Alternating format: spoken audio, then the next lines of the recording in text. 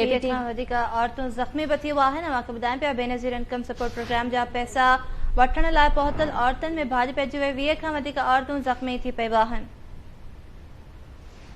भाॼ दौरान ज़ख़्मी ऐं बेहोश थियल औरतुनि खे अस्पताल मुंतक़िल कयो वियो आहे। मूंखे ॿुधाइनि पिया केपीटी ग्राउंड में बेनज़ीर इनकम सपोर्ट प्रोग्राम जा पैसा वठण लाइ पहुतल औरतुनि में भाॼ पइजी वई। 20 खां वधीक औरतूं ज़ख़्मी थियूं आहिनि।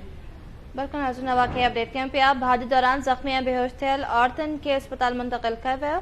इन जा तफ़सील मालूम कंदासीं। टेलीफोन लाइन ते मौजूद आहे केटीएन न्यूज़ जो चीफ रिपोर्टर वहीद राजपर। जी वहीद, छा अपडेट्स आहिनि?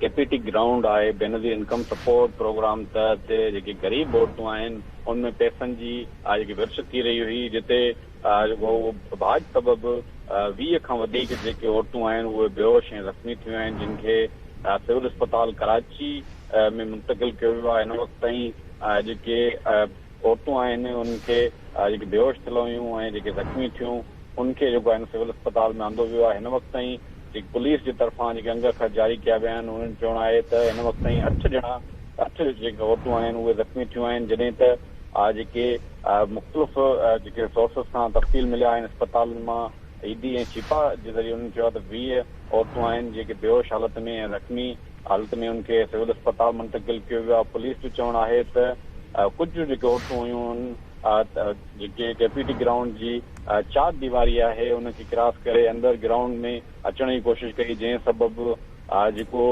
हुजूम हुयो हुन में भाॼ पई ऐं हिन वक़्त ताईं 20 जेके औरतूं आहिनि उहे बेहोश थी चुकियूं आहिनि, जिन खे सिविल अस्पताल आंदो वियो आहे। जी वहीद राजपर अपडेट करण लाइ वरी महिरबानी।